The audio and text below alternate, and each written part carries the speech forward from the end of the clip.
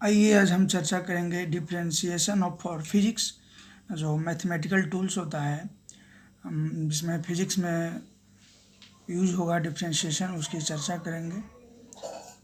NEET के बच्चे जो मैथ नहीं लेते उनके लिए थोड़ा सा डिफरेंशिएशन और इंटीग्रेशन नहीं होता है, थोड़ा सा दिक्कत का मामला होता है।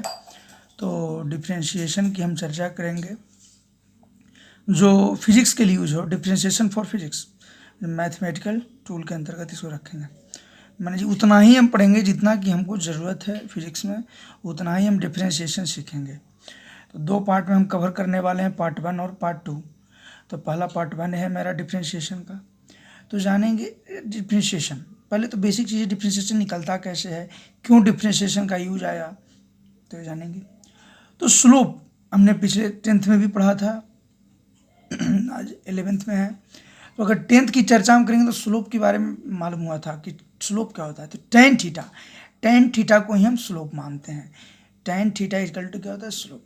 जैसे एक ग्राफ है, तो एक्स और वाई का ग्राफ है और एक स्लोप। स्लोप हिंदी में इसको अगर हम समझे तो ढाल कहते हैं। तो ये स्लोप है। तो जब सभी जगह जो थीटा है वो यहाँ पे भी थीटा, यहाँ पे भी थीटा, कितना भी लाइन हम खींचे इस लाइन पे तो थीटा हमारा सेम होगा। तो जब थीटा हमारा सेम होगा तो स्लोप हमारा क्या हो जाएगा, स्लोप हमारा कांस्टेंट हो जाएगा। स्लोप कांस्टेंट, जैसे देखिए ये जो लाइन है पॉजिटिव एक्स एक्सिस के साथ क्या बनाता है, थीटा एंगल बना रहा है। तो जो पॉजिटिव एक्स एक्सिस के साथ थीटा एंगल फॉर्म करेगा उसी को हम स्लोप समझेंगे। तो ये जो लाइन है, ये जो पॉजिटिव एक्स एक्सिस के साथ थीटा एंगल बना रहा है, तो हम इसी को स्लोप कहेंगे, इस लाइन को। तो स्लोप क्या होता है, टेन थीटा। तो यहाँ पे स्लोप क्या है, कांस्टेंट। क्यों कांस्टेंट है, यहाँ पे भी थीटा, यहाँ पे भी, जैसे भी जगह आप देखेंगे कि थीटा क्या है, सेम है, थीटा कांस्टेंट है। तो एक फार्मूला निकल के आता है, जैसे इस ग्राफ को देखिए, ये लाइन है एक्स एक्सिस और बाई एक्सिस, एक्स एक्सिस और ये आपका बाई एक्सिस, तो एक्स एक्सिस और बाई एक्सिस। तो ये जो स्लोप है, तो स्लोप की चर्चा भी की, जो टेन थीटा यानी जो आपका पॉजिटिव एक्स एक्सिस के साथ जो एंगल फॉर्म, तो ये थीटा हो गया, ये वाला, ये स्लोप है। तो ये तो सभी जगह थीटा, कहीं भी आप एक ट्रायंगल फॉर्म करें, एक ट्रायंगल एक्स इस पे है, तो यहाँ से यहाँ जो डिस्टेंस हमारा होगा कितना होगा, x1 होगा, और इस डायरेक्शन में कितना डिस्टेंस है, y1 होगा।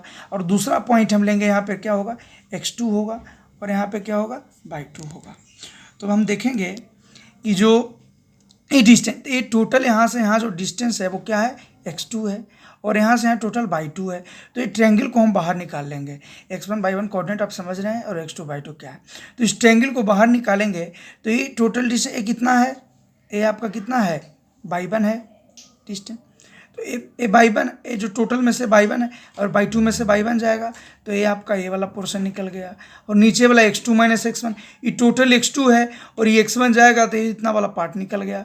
और टोटल में से इतना पार्ट अगर घट गया तो फिर ये निकल गया। तो आपका जो ये निकला है यहाँ पे इस ट्रायंगल का, तो ये थीटा एंगल वाला जो ट्रायंगल है, ये y2 माइनस y1 और x2 माइनस x1। तो हम जानते हैं कि टेन थीटा होता क्या है, tan theta perpendicular upon base होता है। तो परपेंडिकुलर अपॉन बेस, तो ये जो परपेंडिकुलर है तो y2 minus y1 upon x2 minus x1। तो स्लोप इजकल टू क्या, tan theta is equal to P upon B, तो y2 minus y1 upon x2 minus x1। तो ये हम पहले पढ़ चुके हैं, ऐसा होता है। तो ये कांस्टेंट के लिए स्लोप जब कांस्टेंट हमारा हो। अब हम चर्चा करेंगे वेरिएबल का। तो वेरिएबल स्लोप का मतलब होता है कि एक्स एक्सिस से बैक कर्वियल लाइन है, कर्व लाइन, तो इस पर जहाँ भी हम टेंजेंट मारेंगे, इस पॉइंट पे टेंजेंट मारे कुछ थीटा है, इस पर कुछ थीटा है, इस पर कुछ थीटा, तो थीटा 1 थीटा 2 3 से अगर डिनोट करते हैं तो ये एंगल कुछ होगा, ये एंगल कुछ होगा, ये एंगल कुछ डिफरेंस आएगा। तो यहाँ पे क्या हो जाए, वेरिएबल हो जा रहा है थीटा, तो हम स्लोप वेरिएबल यहाँ पे लेंगे। यहाँ पे स्लोप क्या हो जाएगा, वेरिएबल हो जाएगा।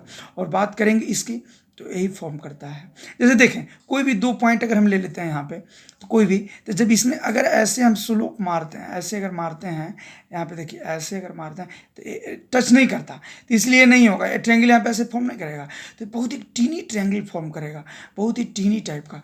मतलब बहुत क्लोज डिस्टेंस पे दोनों पॉइंट आएगा। पॉइंट देखने में आपको दूर लग रहा है, अगर यहाँ पे भी पॉइंट होगा, यहाँ पे भी होगा, कहीं भी टेंजेंट जाएगा, हर एक पॉइंट पर टेंजेंट जाएगा। तो जैसे देखिए y2 माइनस y1 है, तो क्लोज हो जाने के कारण, यहाँ पे जो डिस्टेंस है बहुत क्लोज हो जाने के कारण क्या हुआ, हम y2 माइनस y1 जीरो हो जाएगा, एंड डिस्टेंस नगण्य के बराबर हो जाएगा, नल कुछ नहीं होगा।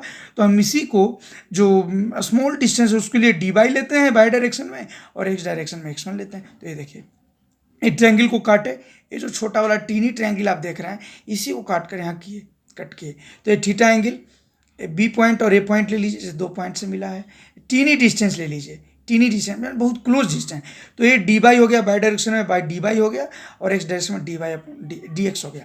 तो स्लोप होता क्या है, टेन थीटा, टेन थीटा होता क्या है, डी बाई बाई एक्स, यानी परपेंडिकुलर ए हो गया और ए बेस हो गया, तो d y upon D x हम जान गए कि होता है।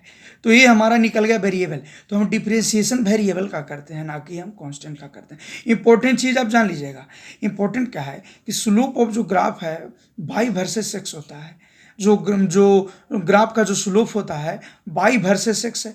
बाई वर्सेस एक्स का मतलब जो है रेट ऑफ चेंज ऑफ जो वाई है रिस्पेक्ट टू एक्स, यानी डी वाई अपॉन एक्स।